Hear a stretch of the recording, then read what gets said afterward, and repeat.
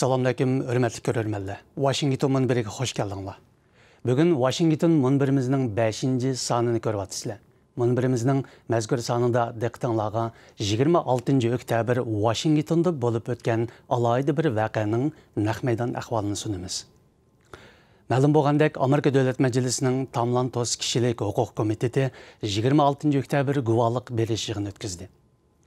Amerika Avam Palata a'zolaridan Tamlantos kishilik huquq komitetining rahbarlari James McGovern bilan Randy Haltigrin riyosatchilik qilgan guvohlik berish yig'ini maxsus Uyg'urlarning navbatdagi vaziyatini tema qilgan. Yig'inda Dunyo Uyg'ur qurultayining raisi Rabia Qadri xonim, kishilik huquq kuzatish tashkilotining Xitoy ishlari bo'limining mudiri Sofiya Richardson xonim, Amerika tashqi siyosat jurnalining muxbiri Bisani Alin va Erkin Osiyo radiosi Uyghur bölümünün müdiri Alim Seyitov qatarlıqlar guvohlik berdi. Mazkur guvohlik berish yig'ini Xitoy Kompartiyasi 19-cı qurultayı oxirlashgan kuni va shundaqla Amerika prezidenti Donald Trump kelar oyning boshlarida Xitoyni ziyorat qilishga tayyorlik qilayotgan xalqliq bir mezgilda chaqirildi. Avam Palata a'zosi komitet raisi James McGovernning bildirishicha, bu yig'in Amerika hukumatiga Uyg'ur, Tibet qatorliq millatlarning külfatlarini eslatib, shu orqali Oqsaroyning kishilik huquq masalasiga muayyan darajada ko'ngil bilishiga turtki bo'lishni maqsad qilgan ekan. Tuvanda diqqatinglar yig'inning naq maydon ahvolida bo'lsin. Has agreed to respect. In addition, suppression of cultural and religious identity breeds resentment among the oppressed and can lead them to a violent response. It is in China's best interest to uphold the commitments they have made on international human rights and to allow Uyghurs the freedom to express their culture and religion as they see fit. I hope this briefing helps shine a light on how these universal freedoms are withheld from the Uyghurs, and I hope that this hearing, and to hear from it, the recommendations offered by our esteemed panelists that will help us bring about constructive change in this important matter. With that, I would be happy to recognize Jim McGovern, the co-chairman of the Commission. Thank you, and I want to wish everybody good morning. I join my colleague and co-chair, Congressman Hultgren, in welcoming you to the Commission's briefing this morning on the human rights of the Uyghur people in China and abroad. I want to extend a special welcome to Rabia Kadir, who is just coming in, who's the president of the World Uyghur Congress. She's a brave businesswoman and a defender of women's rights and Uyghur rights, and she came to the United States after 5 years in a Chinese prison. We're honored to have her with us here today, and I'm honored to be with our other panelists here today, and I'm going to a special shout out to Sophie Richardson, who is one of the most knowledgeable people I know on China and human rights, and so it's great to be with everybody. The Uyghurs are largely a Muslim ethnic group that live in Xinjiang, Uyghur Autonomous Region in northwestern China. Like the Tibetans, the Uyghurs are the victims of restrictions imposed by the Chinese authorities on their religious, cultural, and linguistic practices. We will hear about these restrictions today and also about the related repression of their political views and activity. The repression of Uyghurs has increased since July 2009, when police attacked Uyghur demonstrators, leading to rioting and nearly 200 deaths. Between 2013 and 2015, clashes involving Uyghurs in Xinjiang public security personnel led to hundreds more deaths, mostly of Uyghurs. In the aftermath of these kinds of fatal encounters, the Chinese authorities have claimed the Uyghurs were carrying out or preparing to launch attacks against government property or civilians. Credible human rights groups argue that many violent incidents began as peaceful protests. We have seen this scenario many times before. We're seeing it today in Burma, as the country's military has forcibly displaced more than 600,000 Rohingya into Bangladesh. Rather than recognize and respect the religious and cultural practices of minority populations, governments try to crush their identities, risking, even prompting, a turn to violent extremism. In addition, China is extending the reach of its repression beyond its borders. Last summer, in coordination with China, Egyptian authorities deported dozens of Uyghur university students studying in Cairo back to China for, quote, re-education. In 2015, 109 Uyghurs were forcibly repatriated from Thailand, and the international community has still not been able to confirm their whereabouts or their well-being. In the long run, these tactics will not increase China's security. They will backfire. They are already backfiring. The question today is what we in the United States Congress can do to encourage a change of course. So I look forward to hearing from our panelists and their recommendations in this regard.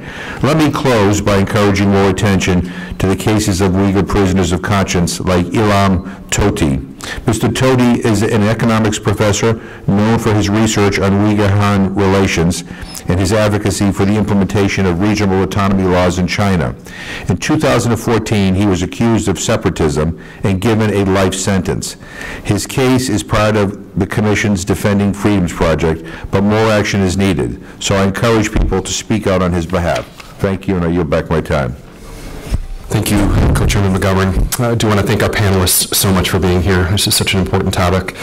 I do apologize, as is so often what happens. They're going to call votes in just a few minutes. I'm going to be presiding over votes, so I'm going to have to leave a little bit early, but really I'm grateful for you being here. We will follow closely and follow up on all the recommendations from today, again, to figure out what we can do in Congress to make sure that we're protecting these wonderful people and their precious rights. So thank you for being here. With that, grateful to have Thomas Lum, who's the Asian Affairs Specialist at the Congressional Research Service, to be our moderator today. And so I'm going to hand it over to you, if that's all right, to take it from here. Thank you so much. The Lantos Human Rights Commission for holding this hearing to highlight the deteriorating human rights situation in East Turkestan, also known as Xinjiang. I just have a few fast facts before I introduce the speakers. Xinjiang is also important for China in terms of its Belt and Road Initiative. The region covers 1/6 of China's area, and it borders 8 countries in Central and South Asia, so it has policy implications beyond just within China's borders. The Uyghurs are a Turkic people who speak a Turkic language, and they now represent a plurality of the population, about 45%. In East Turkestan, their percentage is shrinking because of the majority ethnic group in China. The Hans have been coming in, and also they have not been able to share in a lot of the economic opportunities which come from, it's a very resource-rich region. And the Uyghurs and the Hui are the largest Muslim groups in China. They practice moderate forms of Sunnism and Sufism. So those are just some background facts, and I'll introduce all the panelists first. So we're going to start with Bethany Allen Abrahamian, and she's a contributing writer at Foreign Policy magazine, where she covered China for several years. Bethany received a Religious News Association Award for her reporting on Xinjiang. She attended the Hopkins Nanjing Center for Chinese American Studies in Nanjing. She's worked as a correspondent onto and has agreed to respect. In addition, suppression of cultural and religious identity breeds resentment among the oppressed and can lead them to a violent response. It is in China's best interest to uphold the commitments they have made on international human rights and to allow Uyghurs the freedom to express their culture and religion as they see fit. I hope this briefing helps shine a light on how these universal freedoms are withheld from the Uyghurs, and I hope that this hearing, and to hear from it, the recommendations offered by our esteemed panelists, that will help us bring about constructive change in this important matter. With that, would be happy to recognize Jim McGovern, the co-chairman of the commission. Thank you, and I want to wish everybody good morning. I join my colleague and co-chair, Congressman Hultgren, in welcoming you to the Commission's briefing this morning on the human rights of the Uyghur people in China and abroad. I want to extend a special welcome to Rabia Kadir, who is just coming in, who's the president of the World Uyghur Congress. She's a brave businesswoman and a defender of women's rights and Uyghur rights, and she came to the United States after 5 years in a Chinese prison. We're honored to have her with us here today, and I'm honored to be with our other panelists here today, and I'm going to a special shout out to Sophie Richardson, who is one of the most knowledgeable people I know on China and human rights, and so it's great to be with everybody. The Uyghurs are largely a Muslim ethnic group that live in Xinjiang, Uyghur Autonomous Region in northwestern China. Like the Tibetans, the Uyghurs are the victims of restrictions imposed by the Chinese authorities on their religious, cultural, and linguistic practices. We will hear about these restrictions today and also about the related repression of their political views and activity. The repression of Uyghurs has increased since July 2009, when police attacked Uyghur demonstrators, leading to rioting and nearly 200 deaths. Between 2013 and 2015, clashes involving Uyghurs in Xinjiang, public security personnel led to hundreds more deaths, mostly of Uyghurs. In the aftermath of these kinds of fatal encounters, the Chinese authorities have claimed the Uyghurs were carrying out or preparing to launch attacks against government property or civilians. Credible human rights groups argue that many violent incidents began as peaceful protests. We have seen this scenario many times before. We're seeing it today in Burma, as the country's military has forcibly displaced more than 600,000 Rohingya into Bangladesh.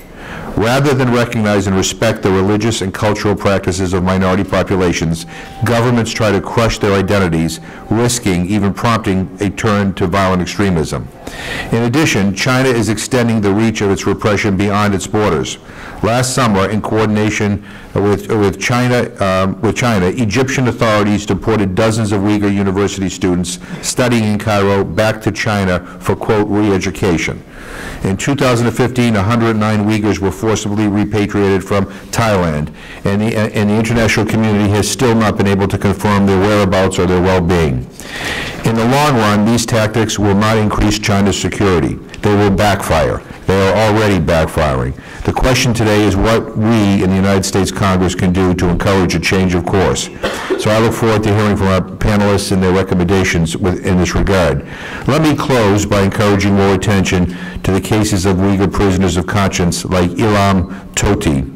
Mr. Tohti is an economics professor known for his research on Uyghur-Han relations and his advocacy for the implementation of regional autonomy laws in China. In 2014, he was accused of separatism and given a life sentence. His case is part of the Commission's Defending Freedoms project, but more action is needed. So I encourage people to speak out on his behalf. Thank you, and I yield back my time. Thank you, Co-Chairman McGovern. I do want to thank our panelists so much for being here. This is such an important topic. I do apologize, as is so often what happens. They're going to call votes in just a few minutes. I'm going to be presiding over votes, so I'm going to have to leave a little bit early, but really I'm grateful for you being here. We will follow closely and follow up on all the recommendations from today, again, to figure out what we can do in Congress to make sure that we're protecting these wonderful people and their precious rights. So thank you for being here. With that, grateful to have Thomas Lum, who's the Asian Affairs Specialist at the Congressional Research Service, to be our moderator today. And so I'm going to hand it over to you, if that's all right, to take it from here. Thank you so much. So I want to thank the Lantos Human Rights Commission for holding this hearing to highlight the deteriorating human rights situation in East Turkestan, also known as Xinjiang. I just have a few fast facts before I introduce the speakers. Xinjiang is also important for China in terms of its Belt and Road Initiative. The region covers 1/6 of China's area, and it borders 8 countries in Central and South Asia, so it has policy implications beyond just within China's borders. The Uyghurs are a Turkic people who speak a Turkic language, and they now represent a plurality of the population, about 45% in East Turkestan. Their percentage is shrinking because of the majority ethnic group in China. The Hans have been coming in, and also they have not been able to share in a lot of the economic opportunities which come from, it's a very resource-rich region. And the Uyghurs and the Hui are the largest Muslim groups in China. They practice moderate forms of Sunnism and Sufism. So those are just some background facts, and I'll introduce all the panelists first. So we're going to start with Bethany Allen Abrahamian, and she's a contributing writer at Foreign Policy magazine, where she covered China for several years. Bethany received a Religious News Association Award for her reporting on Xinjiang. She attended the Hopkins Nanjing Center for Chinese American Studies in Nanjing. She's worked as a correspondent. Thank you so much for inviting me to speak today, and thank you for holding this really important briefing. Uyghurs, as we've heard, are a largely Muslim Turkic-speaking ethnic minority, spread throughout Central Asia, but concentrated in Xinjiang, a region in China's northwest, where their population currently numbers around 10 million. The Qing dynasty loosely incorporated Xinjiang into China in the 18th century. The current government claims that Xinjiang has been a part of China since ancient times. Uyghurs, for centuries a stateless people, have long wanted a country to call their own. Repeated uprisings in Xinjiang in the 19th century, all suppressed, were followed by 2 short-lived independent republics in the first half of the 20th century. Both were defeated and Chinese rule restored. But the desire to govern themselves, or at least be free from state oppression, lives on. And restrictive Chinese policies in Xinjiang have only alienated Uyghurs further. Since the 2009 riots in the regional capital Urumqi, in which nearly 200 people were killed, the Chinese government has launched an extended and increasingly draconian crackdown on Uyghur culture, language, and religious practices, and have shackled Uyghurs in an ever-expanding security state.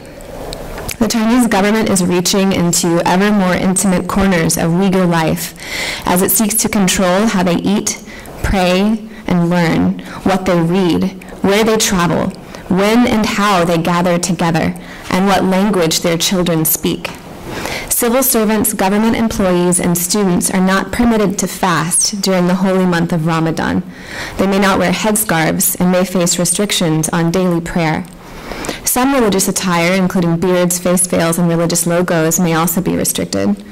Men may have to register their names when they enter mosques. Authorities have banned more than 24 baby names, including Muhammad, Medina, and Arafat. Uyghur language education has been banned in schools in portions of the region. The goal is to weaken Uyghur identity and strengthen their identification with China and Chinese culture. Detractors, or those deemed dangerous to the state, may be subject to detention, arrest, prison, political re-education, or even execution. Beijing denies all human rights abuses in Xinjiang and claims that Uyghurs enjoy unprecedented religious freedom. The crackdown has worsened notably in the past year, as the region has turned into a 21st century surveillance state. Video cameras line the streets and alleyways of the capital, Urumqi. Authorities shut down the internet entirely for months after the 2009 riots, and continue to enact a degree of internet censorship that is extreme, even by Chinese standards. Mobile phones are subject to random checks by police, who may also put government software on the phones that block certain apps. Many communications are surveilled. Local authorities claim that the measures are necessary to preserve a good environment for business and trade. But it's clear that, at least in the short term, the primary consideration is not economic. Currently, more than $6 billion per year is estimated to be spent on security in Xinjiang, more than half the region's annual income. The Chinese government claims that religious extremism and terrorism are serious problems in Xinjiang. That's not a wholly unjustified claim. Documents leaked by an Islamic State defector in 2016 showed that at least 114 Chinese Uyghurs had joined the Islamic State. Uyghurs have committed terrorist attacks in Beijing, Kunming, and other cities, killing dozens. But it's clear that the Chinese approach not only violates human rights, it's also counterproductive. The more Chinese authorities crack down on the Uyghur way of life, the more Uyghurs cleave to their own culture and to Islam as a way to maintain their identity. As I wrote after a trip to Xinjiang in 2015, for some Uyghurs, religious practice has become a way of asserting ethno-national belonging and expressing dissent toward the government policies that had marginalized them. In other words, Beijing's policies only drive the wedge deeper between Uyghurs and the Chinese state. The situation has become so unbearable that Uyghurs are fleeing Xinjiang in unprecedented numbers. As one Uyghur refugee in Turkey said in 2015, "They don't allow us to live as Muslims. You can't pray. You can't keep more than one Quran at home. You can't teach Islam to your children. You can't fast, and you can't go to Hajj. When you're deprived of your whole identity, what's the point?" Uyghur language education has been banned in schools in portions of the region. The goal is to weaken Uyghur identity and strengthen their identification with China and Chinese culture. Detractors, or those deemed dangerous to the state, may be subject to detention, arrest, prison, political re-education, or even execution. Beijing denies all human rights abuses in Xinjiang and claims that Uyghurs enjoy unprecedented religious freedom. The crackdown has worsened notably in the past year, as the region has turned into a 21st century surveillance state. Video cameras line the streets and alleyways of the capital, Urumqi. Authorities shut down the internet entirely for months after the 2009 riots, and continue to enact a degree of internet censorship that is extreme, even by Chinese standards.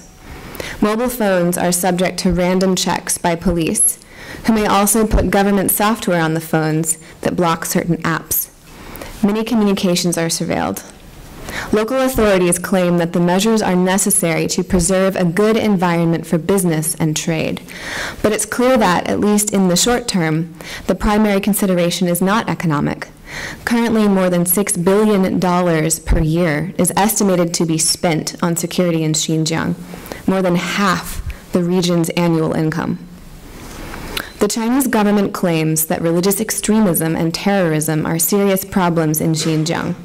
That's not a wholly unjustified claim. Documents leaked by an Islamic State defector in 2016 showed that at least 114 Chinese Uyghurs had joined the Islamic State. Uyghurs have committed terrorist attacks in Beijing, Kunming, and other cities, killing dozens. But it's clear that the Chinese approach not only violates human rights, it's also counterproductive. The more Chinese authorities crack down on the Uyghur way of life, the more Uyghurs cleave to their own culture and to Islam as a way to maintain their identity. As I wrote after a trip to Xinjiang in 2015, for some Uyghurs, religious practice has become a way of asserting ethno-national belonging and expressing dissent toward the government policies that had marginalized them.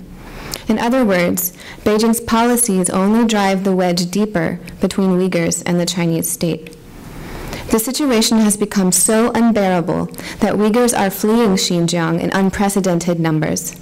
As one Uyghur refugee in Turkey said in 2015, "They don't allow us to live as Muslims. You can't pray. You can't keep more than one Quran at home. You can't teach Islam to your children. You can't fast, and you can't go to Hajj. When you're deprived of your whole identity, what's the point?" Turkey has traditionally welcomed Uyghurs, occasionally angering China for doing so. While in Istanbul in 2015, I spoke with Sayit Tunturk, the vice president of the World Uyghur Congress there, who told me that there were about 30,000 Chinese Uyghurs in Turkey, and that about 10,000 of them had come in the past year alone. While these numbers are difficult to verify and should not be taken as precise figures, it's an indication of the increasing severity of the crackdown in Xinjiang. But there is no escape. China has sought to extend control over Uyghurs even after they have fled its borders, using economic and other leverage to pressure foreign governments to cooperate. In 2009, Cambodia forcibly repatriated 20 Uyghurs who had applied for asylum. In 2015, Thailand deported more than 100 Uyghurs who had sought asylum over objections of rights groups, the United Nations, and the United States. The fates of some of these repatriated Uyghurs are unknown. This year, China has greatly intensified its campaign to force Uyghurs living abroad to return to China. Young Uyghurs studying in Egypt, Turkey, France, the United States, Australia, and other countries have returned to Xinjiang after their relatives there were threatened. Many of those who return are detained or sent to political re-education centers. Some have been given prison sentences. Local authorities have also confiscated passports of Uyghur residents to prevent them from leaving the country and refused to issue new passports. This violates Article 13.2 of the Universal Declaration of Human Rights, which China has signed on to, which reads, "Everyone has the right to leave any country, including his own, and to return to his country." The UN Human Rights Committee has indicated that states are required to issue travel documents so as not to infringe upon the right to leave. The difficulty that Uyghurs face in leaving China is, in fact, one reason that drives a small number to join extremist organizations, which may offer them logistical and financial support to flee. Beijing has urged Washington to cooperate more closely in counterterrorism efforts. While cooperation may be desirable in places like Pakistan and Afghanistan, where China has helped broker peace talks between the government and the Taliban, the United States should be extremely cautious in cooperating in any way with China's domestic efforts.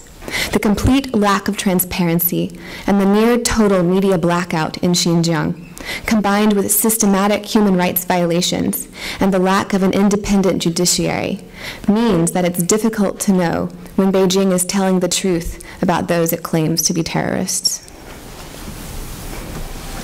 Thank you.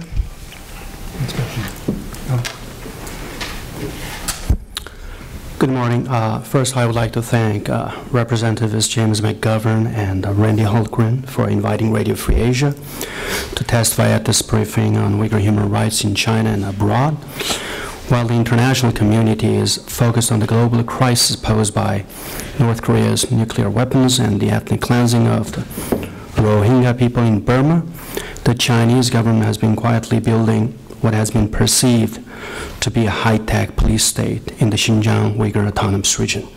For the 10-11 million or so Uyghur people who live in the purported autonomy, Xinjiang has been transformed into a virtual open-air prison. There is practically not a single aspect of Uyghurs' daily lives that's not restricted, monitored, and documented by the Chinese authorities. The stark reality has been one in the making for many years, especially after the July 2009 unrest in Urumqi. But recent policies implemented by Chen Quanguo, who became the party secretary of the Autonomous Region in August 2016, have exacerbated the situation to an unprecedented level of repression. Before being appointed to the Xinjiang Uyghur Autonomous Region, Secretary Chen oversaw the Tibetan Autonomous Region during a 5-year tenure marked by his stepped-up efforts to crush any kind of Tibetan protest against Beijing's rule. After his arrival to Xinjiang, Chen wasted no time in implementing the same kinds of oppressive security measures that proved effective in Tibet, and an extensive digital and physical network of surveillance.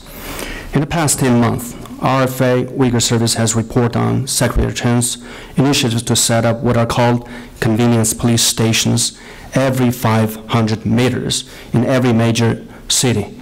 500 meters is around 500-600 yards. There are anywhere from 10 to 30 officers stationed in this newly set up police stations. Some are officers, some are anti-riot officers, some are auxiliary officers. They are expected to appear on any site of incidents within 3 minutes. In the capital city, Urumqi, RFA was told that more than 2,800 such stations have been set up. In addition to these facilities, Chinese authorities have set up thousands of armed checkpoints that single out Uyghurs in cars or on foot, stopping them and checking their state-required IDs, belongings, computers, and mobile phones for banned apps, text messages, political and religious content. Sometimes the contents of mobile phones and even computers are downloaded by police to handheld devices. Uyghurs' faces are also scanned with facial recognition cameras and sometimes body scanners to match their ID cards. RFA has also reported on recent creation of hundreds of political re-education centers, which are essentially prisons across the autonomous region, where thousands of Uyghurs are sent after being detained by authorities. Uyghurs sent to these detention facilities have been held in custody extrajudicially, indefinitely, and often without the knowledge of their families. Initially, authorities named the facilities de-extremification centers, but now it has been changing to the innocuous-sounding professional skills education and training centers. Prior to Chen Quanguo's appointment, authorities had already installed tens of thousands of high-resolution cameras across the region. However, these efforts have recently been strengthened to incorporate biometrics, DNA data, and artificial intelligence technology.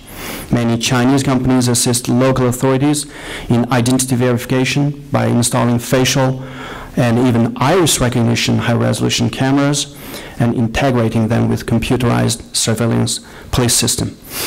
Uyghurs told RFA that Chinese authorities in Kashgar forced Uyghur-owned businesses to purchase and install security cameras directly linked to local police stations.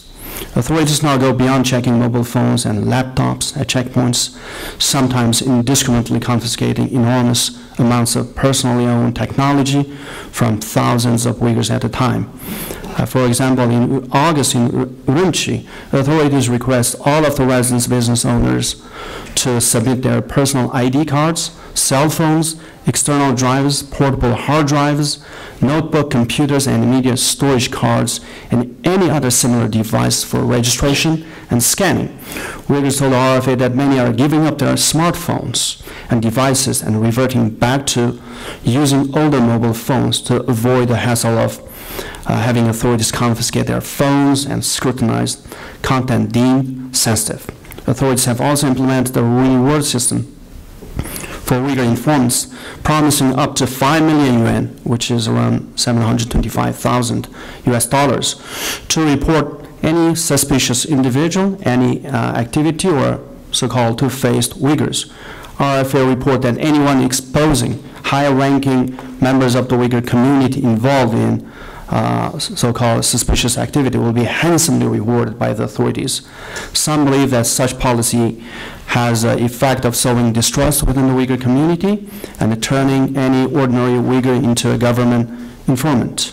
RFA has also followed closely on Beijing's religious crackdown on the Uyghur people practicing their faith.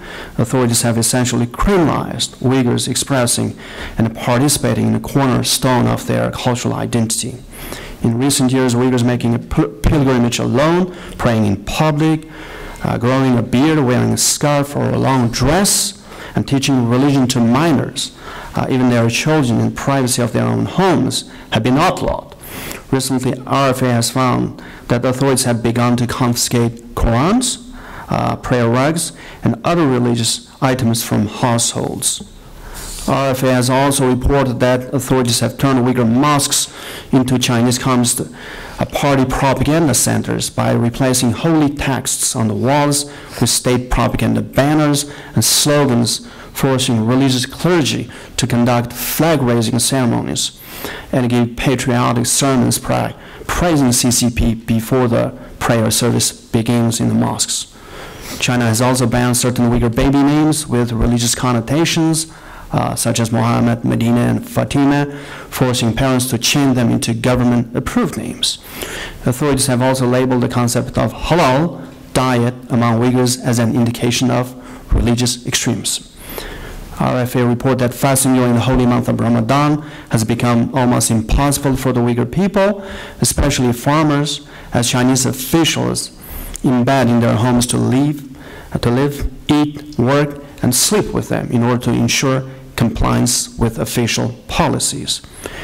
In addition, Secretary Chen has also initiated a far-reaching effort to target Uyghur historians, educators, writers, poets, religious figures, and respectable members of the Uyghur community.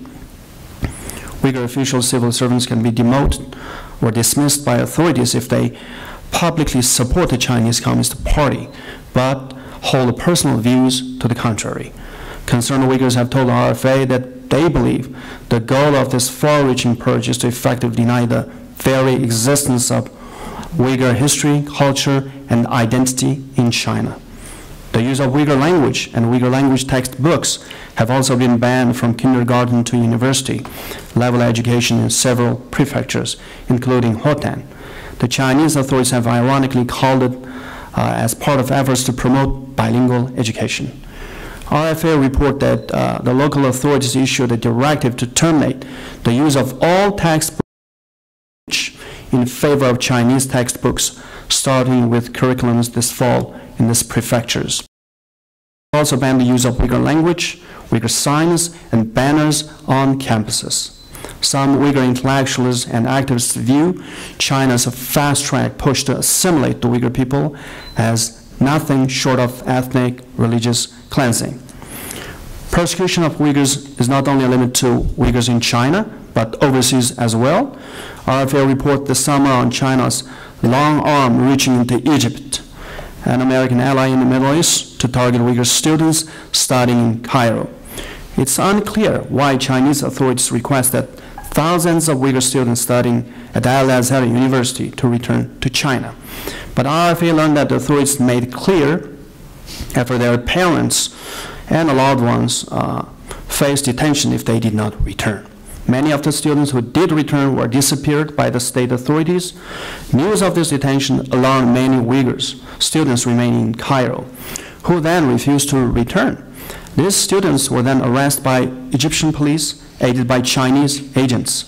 Authorities in Egypt locked up more than 200 Uyghur students in a notorious Torah prison in Cairo. At least a dozen or more have been deported to China, with another 16 simply disappeared over the last couple of months. So far, the Egyptian government has not disclosed the reasons, charges, and whereabouts of the detained Uyghurs. Sources have told RFA it's believed that the Uyghur students attending a religious school was reason enough to be deemed suspicious by Chinese authorities. Rights groups fear that without media interest and international concern, the students will most likely be deported to China to face an uncertain fate. RFA also discovered that Uyghur passports were being confiscated like they had been in China's Tibetan Autonomous Region during Chen Cheng-Kuo's tenure there. Uyghur parents can no longer visit their sons and daughters studying overseas. Their children do not dare to return out of fear that their passports too will be confiscated, or worse, that they will be detained and sent to political re-education camps or arrested for overseas activities.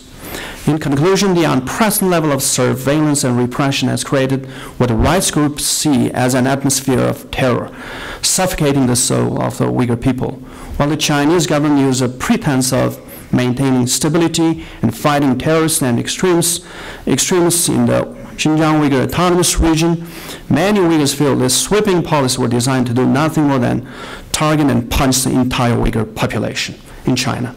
RFA's reports have been cited in human rights reports by the State Department, respected international organizations, foreign governments. It's also important as support continues for the role of the free press, with repressive regimes blocking access to our reporters, targeting their families, and trust networks of sources in China. The risk is real and high. To demonstrate a commitment to free press and free speech, such a value enshrined in the U.S. Constitution and UN Declaration of Human Rights, aids Radio Free Asia in doing our job in some of the world's toughest media environments, where people would otherwise have little or no access to the truth. For the Uyghurs who listen to our broadcasts and access our reports, they tell us they appreciate the commitment to one of the most basic recognized principles of human rights, the right to reliable news and information about what's happening in their homeland. Thank you. Thank you. Ms. Kadir.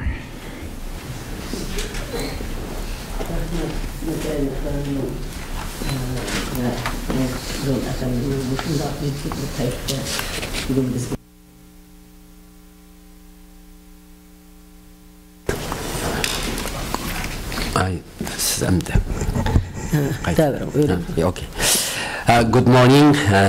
I would like to thank Congressman McGovern and Congressman Holtgren for organizing this timely and important hearing. Çünkü ben bugün 2 gün oldu bütün ballarımı tutup ketkenlik haberini anladım. 2 days ago I got information from my homeland that all my children have been arrested by the Chinese authorities. Benim vatanda 5 balam kalgan. I have 5 children back home. 16 yılmış şu hazır ben tutulgandan turmadan tartıp 18 yıldan beri ular nazaret astı turvatkan. As you may know, all of them have been living under Chinese surveillance and house arrest. Lekin hazır ballarımın hemisinden tutup eketkendin sırt minin 22 yaş, 25 yaş, 30 yaş kız neverlerim, oğul neverlerim hem tutup gitipti. They didn't only detain my children, of course they also detain my grandchildren who are 16, 20 and 25 years old. Ben ulanı turbuğa ekettim ya ki atalmış, ikinci katım ügülüş orunga ekettim, onu ben bilmeyim. We don't have any information where they are being held and what is their situation, whether they have been taken to the prisons or whether they have been taken to so-called re-education centers. Demek bu yalnız benim ailem emez. Her bir Uyghur ailesinden başında 5'ten 10'dan edem hemisinden ekitvatım. So it is not only my family members.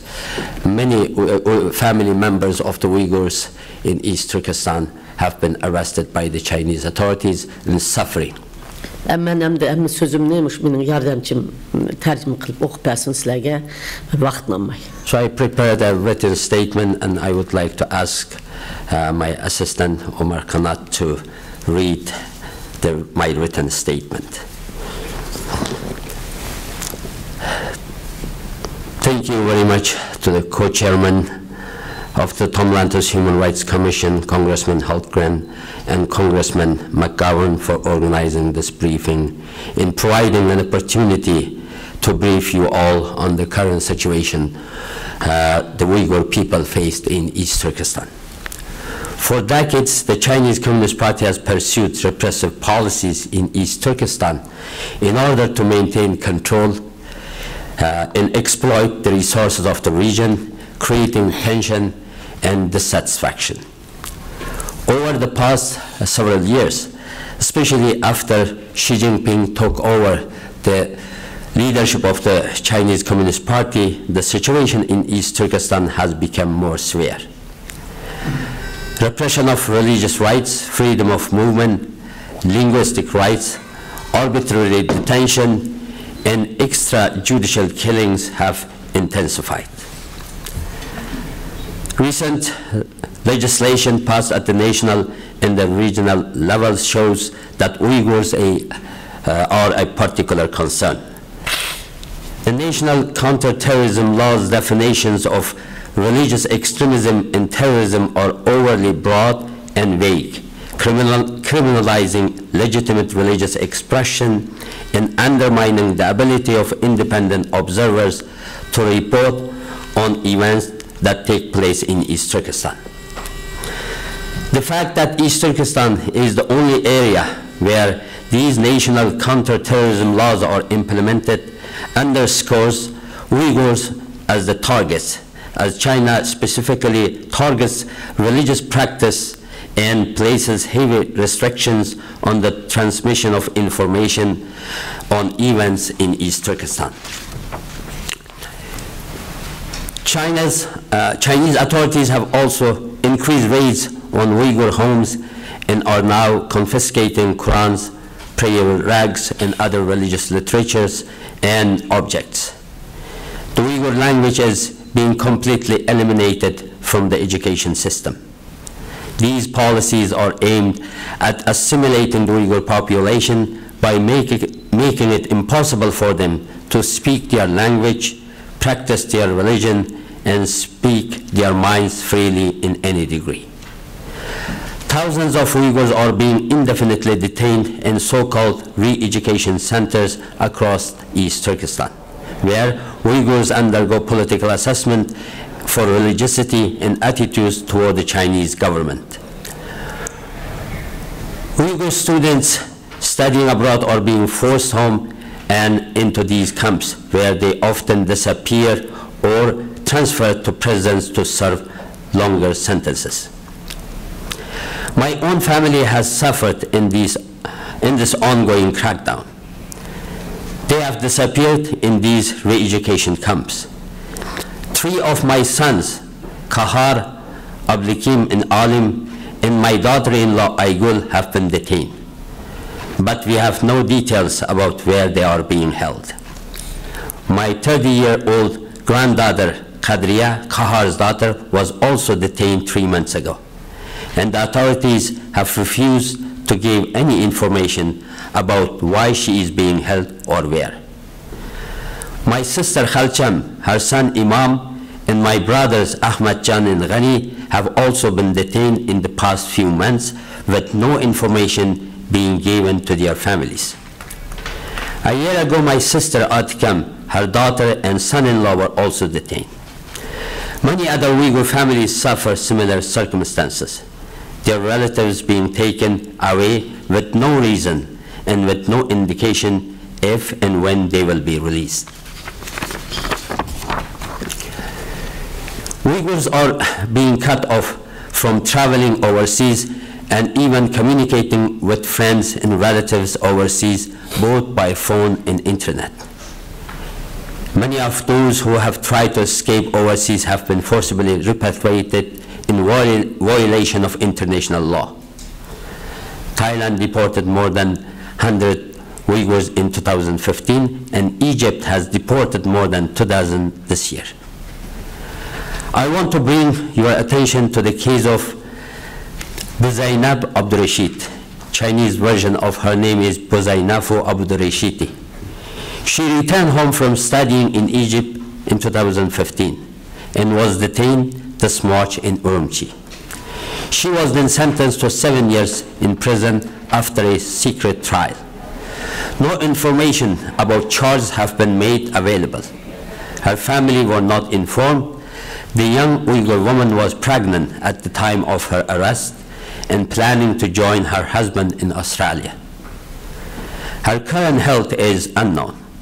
We have heard that she may have lost her baby. The authorities are not allowing us to get information about her situation.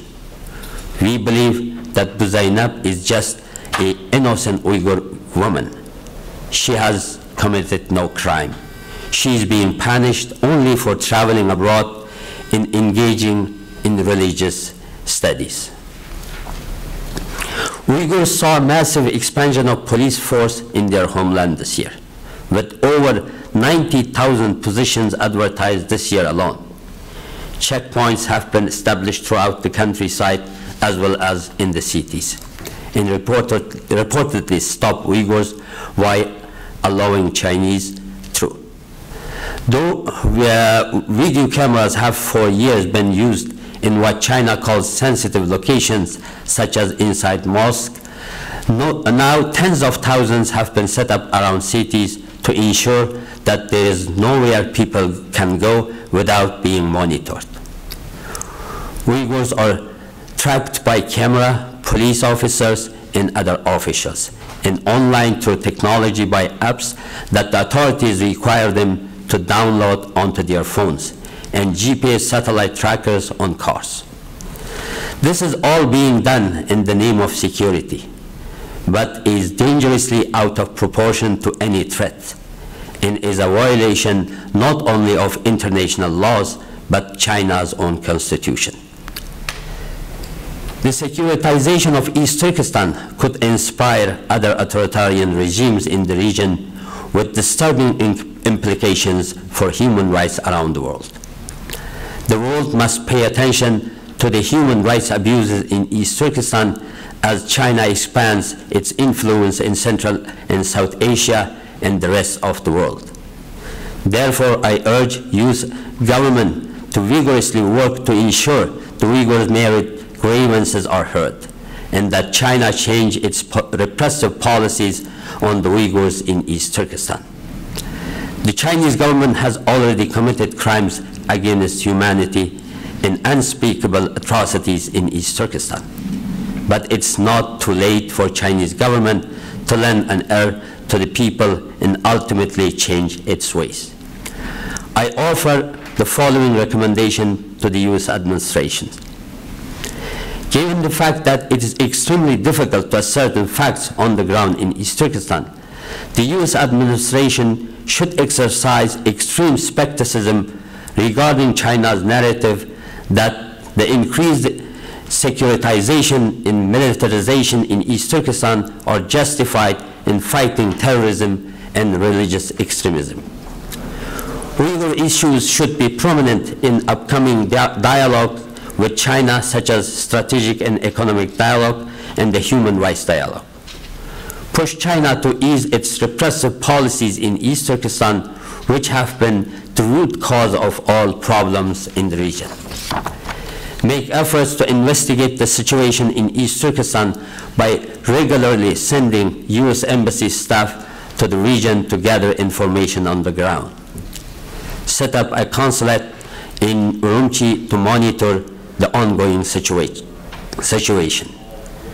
The State Department should appoint a special envoy on Uyghur affairs to engage the Chinese government at a senior level. Thank you. Thank you. Thank you. In the interests of time, I'm going to focus on recommendations, but I first want to say I'm so sorry for the news about your family, and we'll be following up to see what, if anything, we can try to do to help. Obviously, enormous thanks, as always, to the Land Use Commission for its ongoing leadership and attention to these issues. I think it's all the more important that we are gathering today to talk about this on a day after the President of the United States seemed to feel it necessary to congratulate Xi Jinping on his systematic denial of political rights to 1 billion people and present that as some sort of public policy triumph. I think congressional leadership on human rights issues in China is more important than it's ever been in the current environment. I offer these thoughts up mindful of the different kinds of leverage that the United States has on China.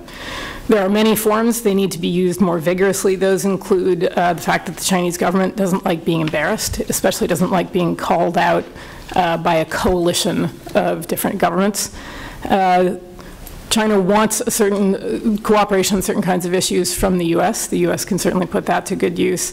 Last but not least, China needs the outside world, and nobody should ever forget that, and it should be put to good use in pursuit of rectifying some of the abuses that have been described. I'm also going to focus on recommendations largely because I can't possibly improve on the very detailed descriptions, much of which we associate ourselves with, of the current state of affairs in Xinjiang. I think there are a few human rights issues in China that worry us more at the moment, partly because there's so little visibility into what's happening, and I think because the potential for unbelievably repressive policies is extremely high. So with all of that said, the U.S. should be conditioning any and all cooperation on counterterrorism with China, ranging from even minimal information sharing all the way through to any kinds of training or cooperation, on measurably greater respect by Beijing for human rights in Xinjiang, which would include greater disclosure of the evidence in terrorism-related prosecutions and a repeal of vaguely worded and abusive policies and laws.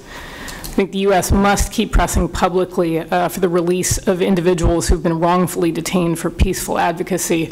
That list just keeps getting longer. It includes, obviously, Ilham Tohti, his students, the activist Zhang Haitao, and the scholar Habibullah Tohti.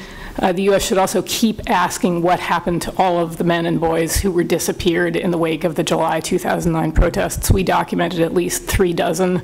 To the extent we've been able to follow up on those cases, we've had no reassuring information.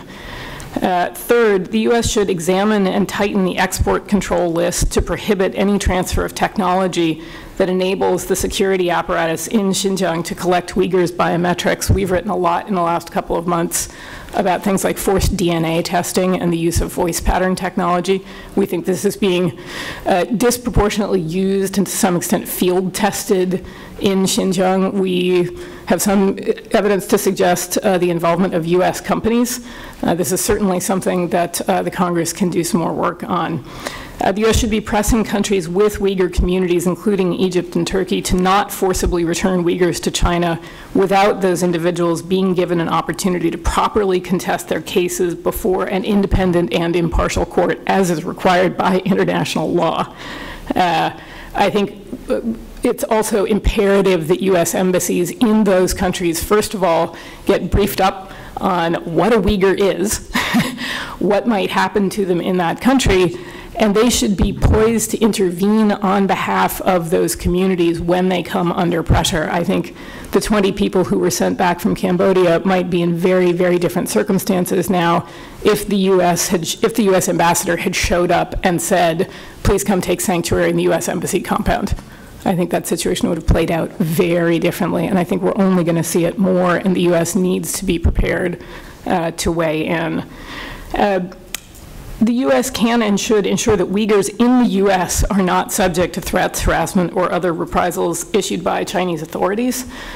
We think this should also include Congress asking the State Department for regular briefings on the status of family members of naturalized Uyghurs here in the U.S. We know those people are subject, as Rabia has just told us, to all sorts of pressure, and I think the U.S. really needs to step up its game in looking after those extended family members. In that vein, also, the U.S. ambassador to China should issue a standing request to visit Xinjiang regularly. I want to give a shout out to our friends from the Unrepresented Peoples Organization who are here today for their work in forming Friends of Xinjiang Coalition in the European Parliament. I think the Tom Lantos Human Rights Commission could form a marvelous tag team effort with that group. I think that would get a very different kind of, and in a good sense, reception by Beijing. A joint letter from the from TLHRC and the group in the European Parliament, I think would be a wonderful new initiative. Last but not least, I think the U.S. And the Congress in particular needs to keep a very close eye on U.S. engagement in and investment in One Belt, One Road initiatives. We are extremely concerned not only about the parts of this developmental initiative that go through Xinjiang, but also some of the neighboring countries, which also have very problematic human rights records. And the U.S. should not in any way be engaged in worsening the rights environments in those communities. Last but not least, the United Nations has adopted a doctrine called human rights up front. And in principle, that obliges the UN to be at least more cognizant of human rights issues in the countries that they work on. Given the number and scope of UN-funded projects across China, we believe that pushing the UN to fulfill this, at least with respect to the reporting requirements, because they have staff people who are spread all across China, and in some ways have more of a reach than any given government does, that the U.S. should really be pushing for fulfillment of and reporting through those different mechanisms. We think that might provide some insights on what's happening in Xinjiang that others just can't get at. I'm going to stop there because we've only got 10 minutes. Thanks, Sophie.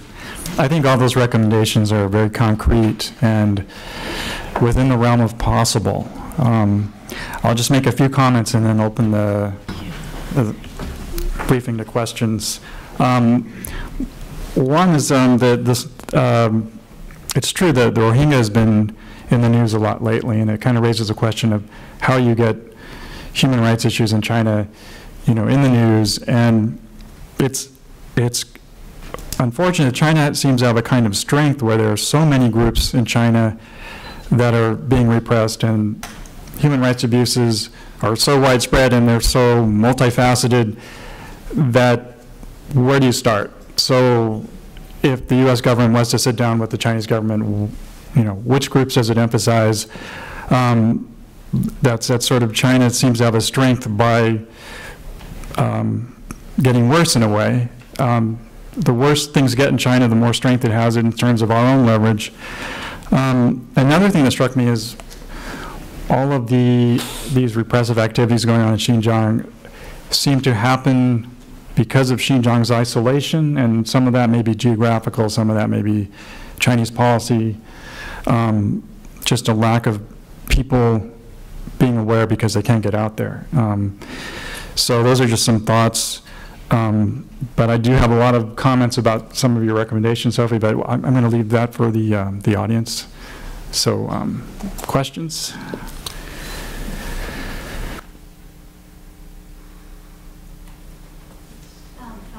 For Asia American Series. First question is for Mrs. Rabia. You heard about your son's and daughter-in-law's arrest. How did you get that information? Tehlike ballarınızdan tutulğanını anlap siz bu məlumatını qanday aldınız deydi. Bunu bir aşkarlısam bu mayda onu erkek adam tutup getirdi deyildi. So I think I cannot disclose the source that he gave that information to me because he will be in danger otherwise. Yeah. Çünkü bir ay bolgan ular bilen mening munosabatim üzülgeli. So actually, I couldn't communicate with them for almost. I have not been able to communicate with my family members for 1 month. Ya o mening näbirlerim oliy maktab bitkizgan, hiç qandaq siyasetga aralashmagan, butunlay oliy maktabda o'qiyotgan ham bitkizgan näbirlerimdi. All my grandchildren who have been detained by the Chinese authorities were studied at the universities, and they have not been involved in any kind of activities or political activities. Men kızım bilen, oğlum bilen gepleşettim. O näbirlerim men bilen gepleşishdan ehtiyot qilatdi, faqat aloqamaydi. Even they were very careful to talk to me on the phone, so they were afraid, so therefore they didn't talk to me on the phone even. So I was talking, with my actually with my son and with my daughter only. Şunda bolsun tutupdu ular. In spite of that, the Chinese authorities detained all my grandchildren. Men bir narsani uqtirib qo'yma, o'g'inish qiladigan ya deb Xitoy o'g'inishga akatdiq deb aytibdi. Uni ikkinchi xarakterlik turma ashni qo'sanlar bo'ladi. So I want to make clear that these re-education centers, that they are not re-education center actually. They are actually a prison. Yeah. Hi. The surveillance and monitoring down to the micro level that you testified to, can you tell us, like, to what extent is this being replicated in other areas of the PRC? To what extent are other countries interested in this, perhaps some of these methods? Sort of how is it being modeled? And getting sort of back to Sophie's point, are there international, as you look at this through international mechanisms, this sort of surveillance state angle, is that something where we can bring more attention to how the government is getting down to controlling the behavior of individuals?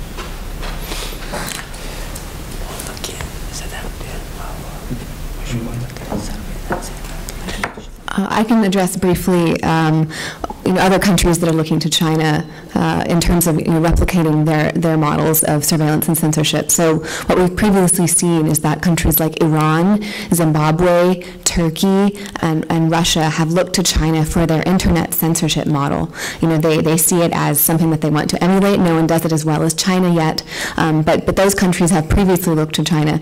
And in terms of a lot of this 21st century surveillance that we're seeing being deployed in Xinjiang is something that these countries are also interested in. So look at those countries. I'll just add one piece to that, Todd. In a perfect world, we would have great data sets of which kinds of technology are being used in which parts of the country and be able to really compare them. Of the 3 or 4 different technologies that we've written about in the last 6 months or so, the one that, as far as we can tell, is being used disproportionately in Xinjiang is the use of DNA collection, which violates quite a few different, both domestic and internationally guaranteed human rights. It's possible, we hope to know more after finally getting some information back from the company in question, that voice recognition software may be being used more in Xinjiang than in other parts of the country. But there are also particular communities who are not necessarily fixed to a particular location who appear to be of particular interest, and particularly the recipients are on the receiving end of this kind of surveillance, what the Chinese government refers to as focused personnel, migrants, people of a criminal record.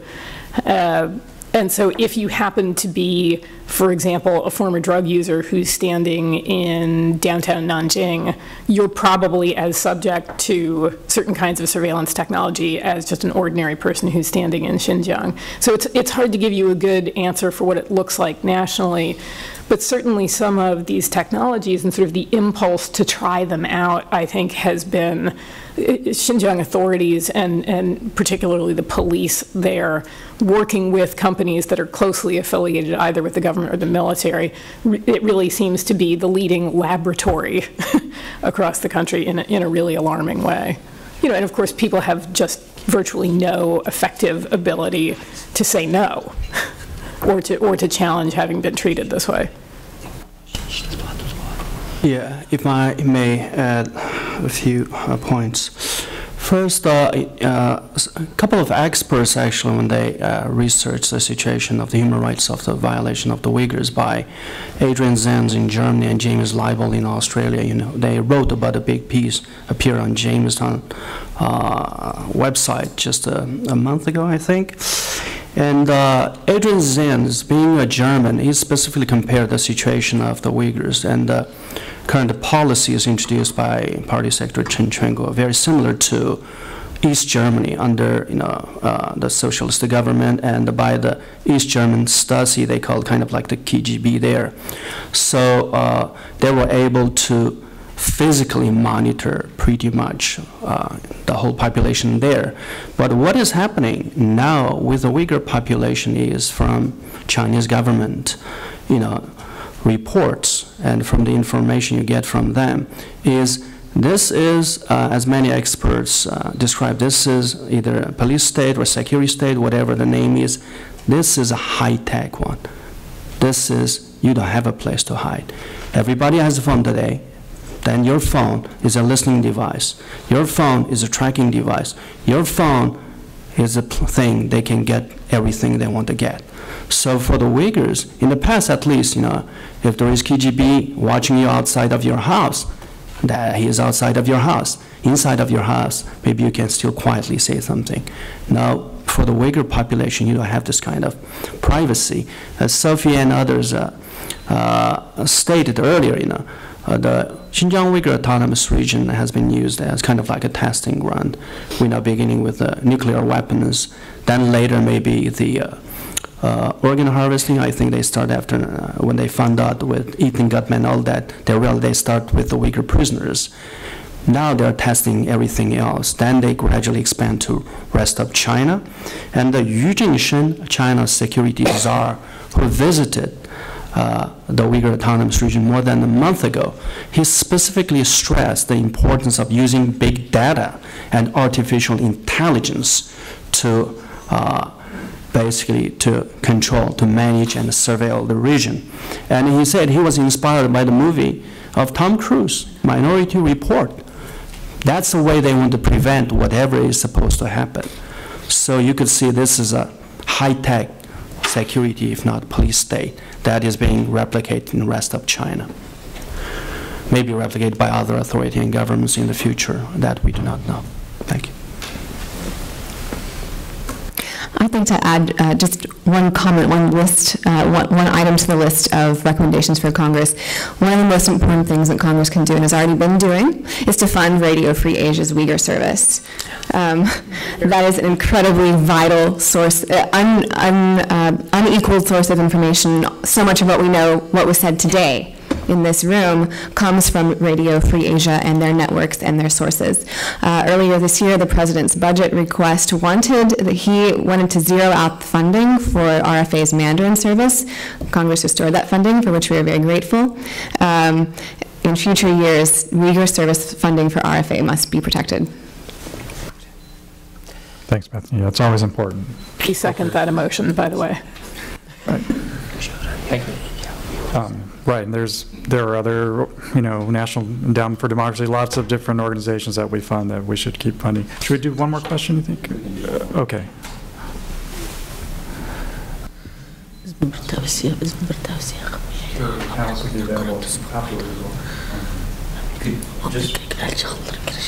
was just curious to Sophie, you mentioned earlier that there are U.S. companies that engage in this, that participate in these networks that engage in data DNA collection from Uyghurs. So I'm just curious what the United States is doing to break up these networks or to target these networks in order to prevent this from happening, if you're able to. Yeah, it's a great question. I would love to have an answer to that. After we published the piece that we did about DNA collection, I think it was Scientific American. You'll want to double check that in case I've misremembered. I think it was Scientific American that reported that some of the sales of the technology to the Xinjiang PSB is coming from a company, actually, where's Kim? Based in Massachusetts, called Thermo Fisher. The document we put out last week about voice pattern software is made largely by a Chinese-based company called iFlytek. That's all one word, IFLYTEK. But we subsequently learned that it does have at least a representative office, I believe, someplace in California.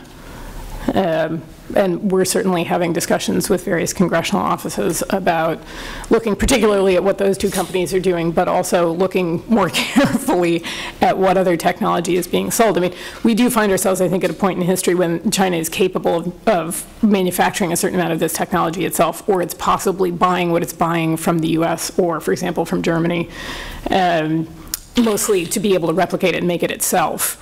And I should be very clear that we don't necessarily know that those companies have sold that equipment knowing what it was going to be used for. It's a complicated legal argument one would have to make. At the same time, we have questions for those companies about whether they have adequate safeguards in place to ask questions about how that technology is going to be used further down the track. But it's a subject I'm sure we'll be writing more about when we've got answers. Thanks. Does Ms. Kadir have any final comments? Benim başka gibim yok. Gibim yok demin. Benim ballarım bütün vatandakilerini başına tuttu Amerika hazırgıca. Elçixandan her ayda bir qetim beriş gerek asli vatanın ahvalını şuna ığır olğandı ki şuna olsun hazır benim ballarımın ahvalını Amerika'nın aşağı turuşluq elçixanları benim ailemnin yani qançılık adamlar tutuldu mən baxmayım bütün uruqtu qallarımın içində. Şunu Amerika'nın bir ciddiyerek tutup sürüştü qilishini ümid qilməm mən.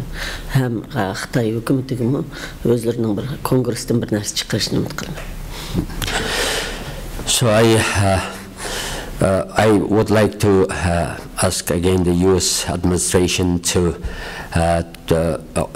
instruct the U.S. embassy in Beijing to send its staff to Xinjiang Uyghur Autonomous Region and ask about the whereabouts of my family members, my children. Because although I'm not a U.S. citizen, my husband and all the other brothers and sisters of my children back home here in the U.S. are U.S. citizens. And also, I don't know exactly, I don't know how many members of family, my family have been arrested. I only find out 2 days ago that these individuals, these people have been arrested, but maybe other people also from my family members have been arrested, but I'm not aware of that. So, and also I would like also something the U.S. Congress should do and introduce a legislation asking Chinese government to ease the repression in the region in East Turkestan. And vatanda bütün turumlar to'shib ketib, o'g'inish o'rnida ikkinchi o'rinni yo'lga qo'ydi. Hozir shu akatganlarninki 2dan 3dan 2 yosh, 3 yosh, 1 yoshlik bolasi bo'lanimi hech qanday rahim qilmay tutib akitaverib, hozir kichik bolalar ko'chada qilib qilib, yaslilar, bola vaqtiga yerlar to'shib ketib, maktablarga akilib, bolalarni maktabning ichida beqib etibdi. Bu degan bir fojia, ota-onasi ham onasini, ham dadasini, 2 bolasi va 3 bolasi va odamning akasi. Bu masala mush dunyo qarab turam bo'libmi Amerika. So situation in East Turkestan is unimaginable. All the prisons are full of Uyghur political prisoners, and now the Chinese government created this re-education centers. It's also, they are also prisons, and so many people have been arrested, and there are now so many children, become orphan because both of their parents, their mothers and fathers, arrested by the Chinese authorities, and they left alone. So the U.S. government, a U.S. politician, and world should not sit idle and should do something to help these people raise this issue with the Chinese authorities. And ata-analары turmada o facia emdi. Bulupmuş 2 yaşlık, 1 yaşlık, 3 yaşlık, 10 yaşlıktan töven boğan, mınlıgan ballarının sırtıda kılıçıga bu dünyanın bununla qarab duruşun ben çıdap toğru atqını gayraman, ben bununla Amerika alaydı bir konuğlu bölüşmüş bulupmu, ata-anısı turmağı elinğen balalar meselesi ve olanın ata-anısı ailevi kolga elinğen mesele hakkında bir neresi çıkışını ümit kılın. So especially, of course, about the children whose parents have been detained by the Chinese authorities, to use Congress and use administration do something and get in touch with the Chinese authorities and raise this issue. Thank you very much. So this this briefing is adjourned, and thanks to the audience and to all the panelists for raising awareness. Thanks. Hürmetli görürmenler, yukarıda Amerika Devlet Meclisi'de 26. oktyabr ötküzülgen guvallık beri jığınının təpsili ahvalıdın bakıp oldunlar. Hayırlı hoş vakt bulunlar.